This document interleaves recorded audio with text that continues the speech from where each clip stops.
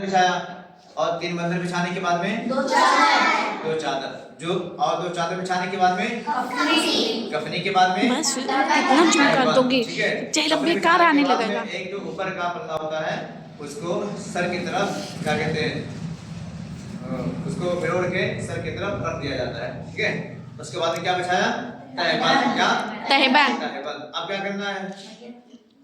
मैयत को लेटाना है। चलिए लेटाइए किसी को, आइए गिराओ। ड्रेस नहीं पहनी, चलो जल्दी आओ। तो इससे क्या? चलो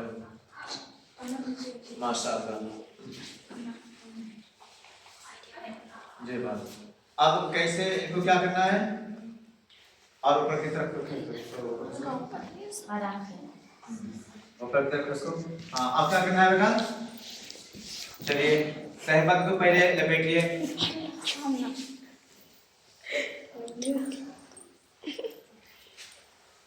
तहबंद को पहले लपेटे। हाँ, देखिए मैयत को पहले लिटाने के बाद में तहबंद फौरी तौर पर, जैसे एक तहबंद जो मैयत को जब गुस्ल दिया जाता है और उसके बाद में मैयत को गुस्ल देने के बाद में जब उसे क्या कहते हैं बदलाया जाता है तहबंद, तो जो तहबंद बदला के यहाँ लाया जाता है वो तहबंद भी निकाल के जो जहाँ बिछा होता है उसको लपेट दिया जाता है और वो तहबंद निकाल लिया जाता है।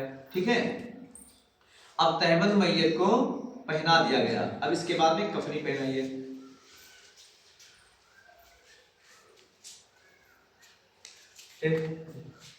क्या पहना दिया गया? कफनी। कफनी पहना दिया गया। ठीक, अब इसके बाद में क्या करना है जानते हो बेटा? सीना बंद रखिए। देखिए मर्दों में सीना बंद नहीं होता है। क्या नहीं होता है? मर्दों में सीना बंद नहीं होता है, औरतों में सीना बंद होता है। अब सीना बंद रख दिया गया। अब सर के अब यहाँ पे दुपट्टा रखिए।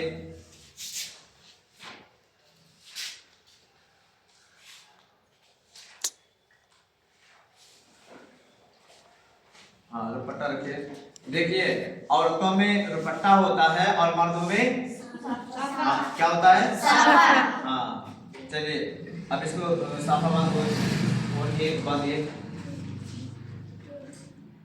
देखिए आप लोग बेटा ध्यान से देखिए, ये बहुत जरूरी बातें हैं। कब किसको क्या जरूरत पड़ जाए किसी को पता नहीं है ना जी। हाँ, और आजकल किसी के घर में अगर मैयत होती है तो दूसरे लोग मैयत को गुस्ल देते हैं, दूसरे लोग मैयत को कफन पहनाते हैं, लेकिन सबसे बेहतर और अफजल यही होगा कि जिसके घर में मैयत हो तो उनके औलाद खुद उनको गुस्ल दे। इसलिए जब अपने बाप को या बेटा अपने बाप को या बाप अपने बेटे को जब गुस्ल देता है तो दिल से आह निकलती है और अल्लाह तबारक व तआला उसके औलाद के आह के सदके में उसकी मग़फ़िरत कर सकता है। ठीक है, तो बेहतर यही है कि अगर किसी के घर में बाप इंतकाल हो तो बेटा गुस्ल दे, बेटा इंतकाल हो तो बाप गुस्ल दे। हाँ, अगर कोई दूसरा गुस्ल देना जानता है वो देता है तो इसमें कोई हर्ज नहीं। ठीक है, लेकिन बेहतर यही है कि घर के लोग ही गुस्ल दें। देखिए अब सर बंधा हो गया, ओढ़नी पहना दिया गया। ठीक है, अब क्या करना है? हाँ, बाएं तरफ का हिस्सा अंदर के लिए। हाँ चलिए सामने मत जाइए, उधर के उधर रखते हो। हाँ ये बात, फिर बाएं फिर दाएं तरफ का हिस्सा कीजिए।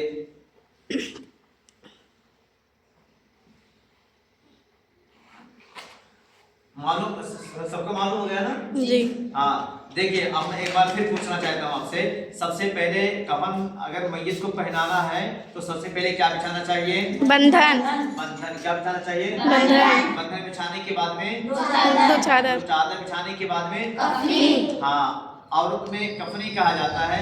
मर्द है तो उसे कुर्ता भी कह सकते हो, कफनी भी कह सकते हो, कोई हर्ज नहीं है, चाहे कुर्ता कहो चाहे कफनी कहो। ठीक है, अब कफनी बिछाने के बाद में तहबंद बिछाने के बाद में सीना बंद, मैयत को लेटाएंगे। हाँ, तहबंद बिछाने के बाद में मैयत को लेटा दिया जाए। फिर उसके बाद में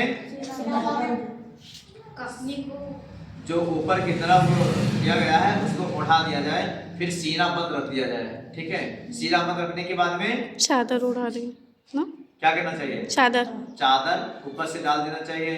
चादर अभी नहीं डालना है, जो कफनी है, जो चादर जो है, वो दोनों पल्लों को इधर उधर से लपेट देना है।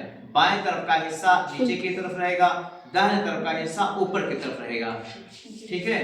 साथ ही साथ जो रुपट्टा है, रुपट्टे को भी सर में बांध देना है। उसके बाद में दो चादर को नीचे से लेकर फिर ऐसे, जैसे ये चादर छोटा है, अभी यही चादर अगर बड़ा होता तो यहाँ से ये पूरा बंध जाता, ठीक है। क्या हो जाता? बंध जाता। फिर ये जो बंधन है, ये बंधन, फिर ये बंधन यहाँ से बांध दिया जाता है। बीच का बंधन कमर पे बांध दिया जाता है, उधर का पैर के बाहर बांध दिया जाता है, ठीक है। तो ये है कफन पहनाने का तरीका, ठीक है। प्यारे बच्चों, इस्लामी काज रज़ा कोचिंग सेंटर में पढ़ने वाले तलबा और तालिबात, माशाल्लाह बड़ी खुशी की बात है, आप लोग बहुत ध्यान से और बड़ी मेहनत के साथ पढ़ाई करते हैं। लिहाजा सबसे अहम ज़रूरी, ये बहुत ज़रूरी चीज़ें हैं। कब किसके घर में क्या ज़रूरत आ जाए किसी को पता नहीं, ठीक है।